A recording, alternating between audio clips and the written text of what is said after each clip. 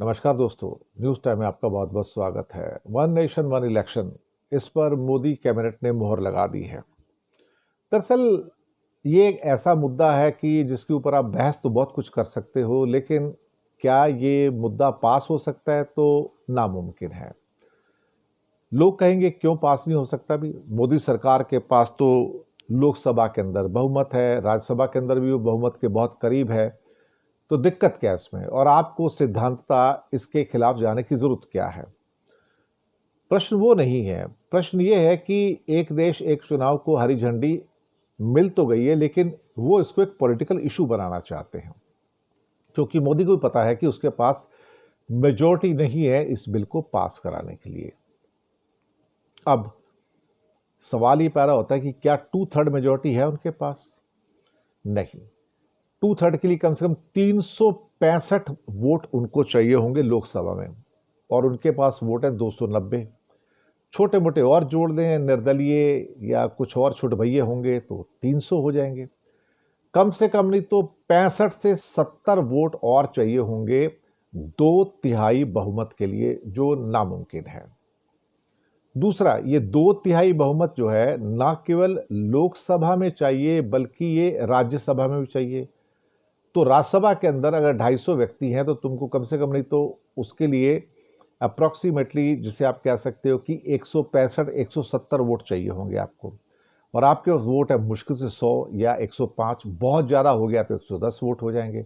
यहाँ भी आपकी 60 वोट की कमी है, तो ये भी नहीं आएगा।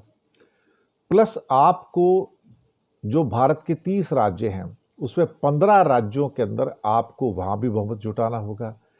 तो ये मोदी सरकार को पता है कि ये नहीं हो सकता है, लेकिन एक पॉलिटिकल इशू बनाने में क्या जाता है, और इशू बना के कांग्रेस के ऊपर, विपक्ष के ऊपर इल्ज़ाम लगाया जाएगा कि ये सारे के सारे देश विरोधी हैं, ये देश में लगातार चुनाव चाहते हैं, और अल्टीमेटली देश की ग्रोथ को जो बुरी तरह से प्रभावित करता है वो उन फैसलों के साथ में जाते हैं।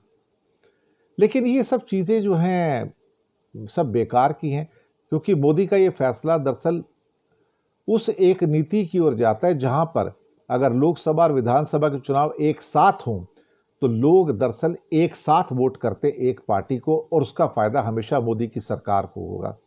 और फिर साथ में अगर नगर निकाय भी हो जाए और पंचायत चुनाव भी एक साथ हो जाए, फिर आप सोच लीजिएगा कि यहां पर एक क्लीन स्वीप है पूरा का पूरा मोदी सरकार का इंडिया में, और सरकारें जो विधानसभा है वो भी उनकी है, लोकसभा वो भी उनकी होगी।